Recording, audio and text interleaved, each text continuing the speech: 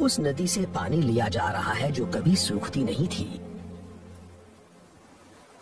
अब तो बबून भी परेशान है, जबकि वो यहाँ सवाना में सबसे जुगाड़ू जीव है। झुंड का मुखिया चौकन्ना है, उसकी नजर से कोई नहीं बच सकता। इन बबून्स को खाने पीने का सामान मिल रहा है और उनके रास्ते में कोई नहीं आ सकता। सिर्फ बबून्स ही जमीन से 60 फुट ऊपर खुराक ढूंढ सकते हैं। इनके पास कुछ ऐसी कुदरती खूबियां हैं जो इन्हें बेहद अलग और अनोखा बनाती हैं। एक तो उंगलियां और ग्रेविटी को मात देने की काबिलियत।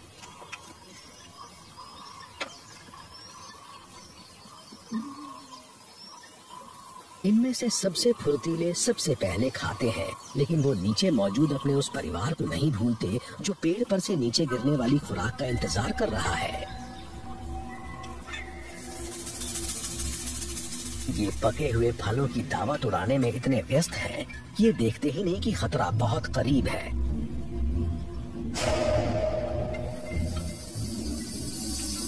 एक बबून किसी तेंदुए की पसंदीदा खुराक होती है और इस तेंदुए को भूख लग रही है।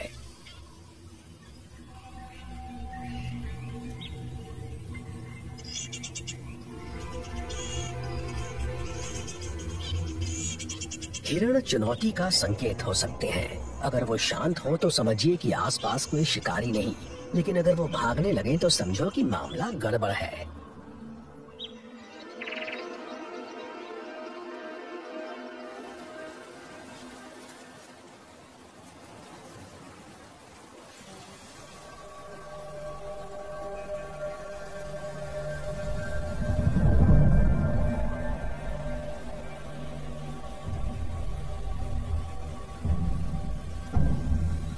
तेंदुआ खुद को छिपाने की कितनी भी कोशिश क्यों न कर ले, मुख्य बबून उसे देख ही लेता है और सबको बुलाने के लिए आवाज लगा देता है।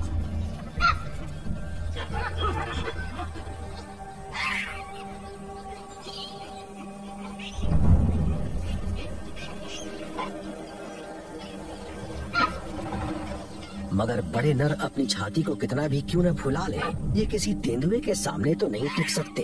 एक तेंदुआ किसी बंदर का काम चुटकियों में तमाम कर सकता है।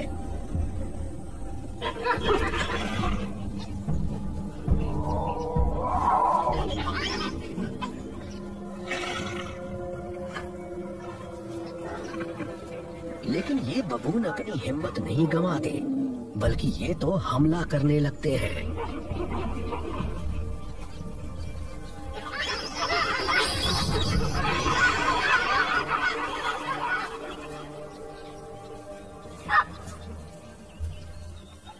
देखकर हैरानी हो रही है कि तेंदुआ संख्या के मामले में मात खा गया है और अपने टीम वर्क के जरिए बबून आज जीत गए।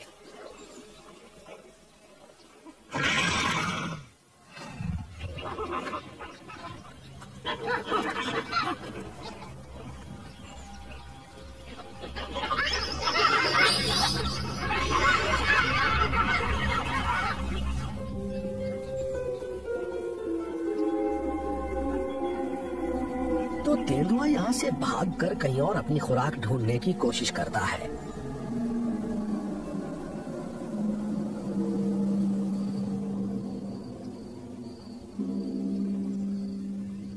इससे ये पता चलता है कि बबून्स बाकी जीवों के मुकाबले काफी सख्त जान साबित हो सकते हैं। ये किसी को भी न तो अपने इलाके में और न ही अपनी खुराक के आसपास फटकने देते हैं।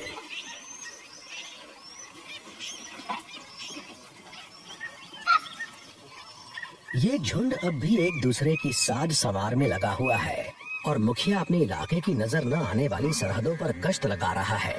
इसे तो बफलो के यहाँ होने से भी कोई परेशानी नहीं होती।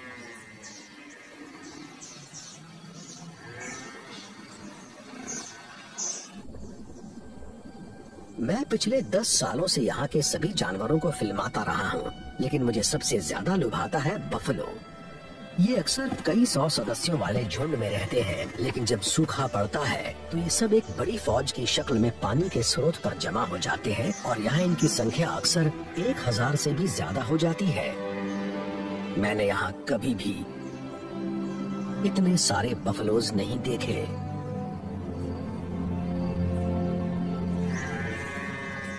इस लगातार सिकुड़ते इलाके में बहुत सी अलग अलग प्रजातियां जमा हो गई हैं, तो कोई गंभीर समस्या हो सकती है।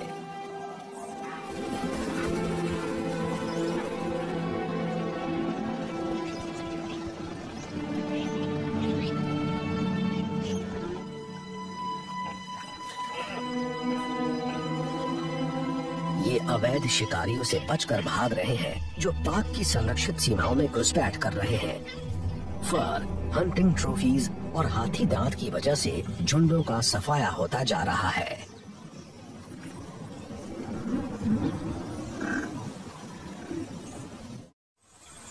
करीब 21,000 वर्ग किलोमीटर के इस इलाके के छोरों पर धान उगाने के लिए पानी की दिशा बदल दी गई है। अब यहाँ सड़कें और शहर दिखने लगे हैं, लेकिन कम से कम यहाँ पानी के कुछ स्रोत अब भी बचे हुए हैं और इसी वजह से यहाँ इतनी सारी अलग अलग प्रजातियां जमा हैं और उनके लिए यहाँ रहन सहन के हालात मुश्किल भी हो गए हैं।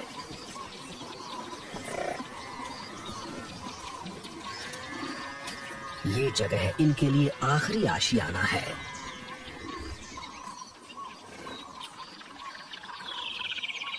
लेकिन पहले इन्हें पानी तक पहुंचना होगा और बफलो को इनका यहाँ आना पसंद नहीं।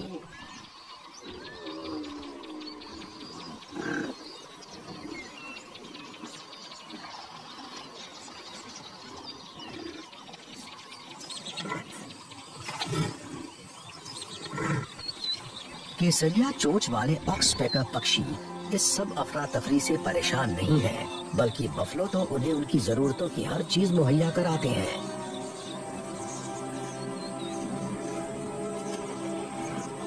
बफलो पर सवार हो जाने के बाद इनके छोटे छोटे मददगार वहीं जम जाते हैं।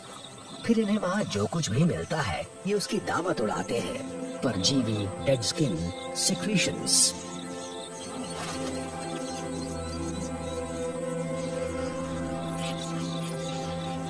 अब तक तो इनके बीच का ये लेन देन मुझे काफी स्मार्ट लगता रहा है, लेकिन अब मैंने कुछ ऐसा नया देखा है जो काफी परेशान करने वाला है।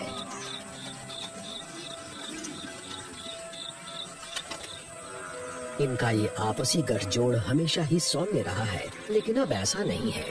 अब ऑक्सपेकर्स सिर्फ बफलों की सफाई ही नहीं करते, बल्कि ये तो उनके खुले घावों में चोंच भी मारने लगे हैं। दरअसल इन्हें खून पीने का चस्का लग गया है।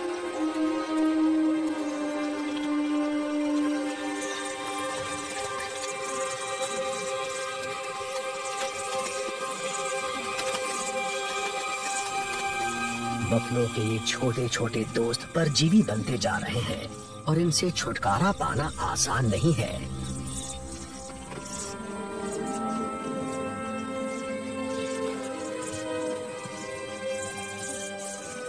लेकिन ऑक्सपेकर्स के साथ एक अच्छी बात जरूर है, कोई खतरा होने पर ये चेतावनी दे देते हैं।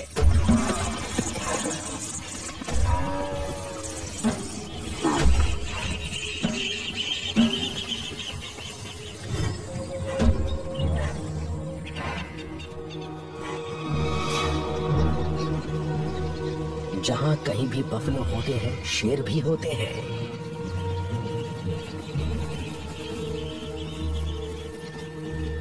यहाँ कमाल की बात यह है कि बफलो का ये झुंड इन शिकारियों के सामने डटा हुआ है, जैसे इनसे लड़ने के लिए उत्सुक हो।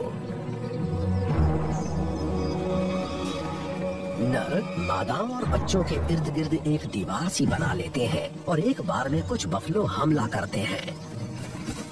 युवा नर हमलावर, ताकतवर और दृढ़ संकल्प वाले होते हैं। तो आज शेरों को कोई बफलो नसीब होने वाला नहीं है। ये नियम होता है कि हारने वाले को मोर्चा छोड़ना होता है, लेकिन इस हमले ने एक बात साबित कर दी है, अगर झुंड को सुरक्षित रहना है तो किसी और को इन बफलोज की कमान संभालनी होगी। तो अब झुंड के पुराने मुखिया के साथ झड़प शुरू होती है।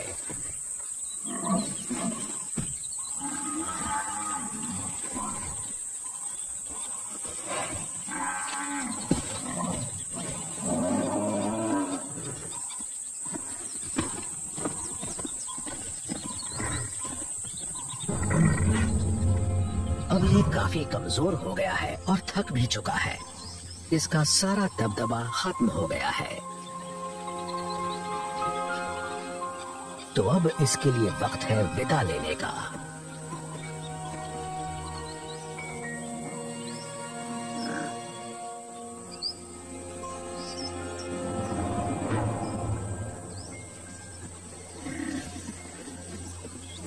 और अब मादाएं नए प्रभुत्वशाली नर के प्रति वफादारी दिखाने लगती हैं। ये खुद को उसकी एनल ग्लैंड से रगड़ती हैं ताकि उसकी गंध को अपना सके। अब से यही प्रमुख नर होगा।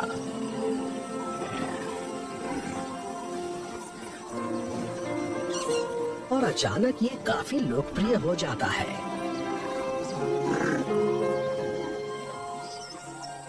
पुराना बफलो जिसे झुंड से निकाल दिया गया है, पानी के आसपास घूमता रहता है। कुदरत ने उसे अकेले रहने के लिए नहीं बनाया था। और अब क्योंकि वो अपने बल पर है तो उसके लिए खतरा बढ़ गया है। ये दूसरी प्रजातियों के जरिए हिफाजत पाने की कोशिश करता है।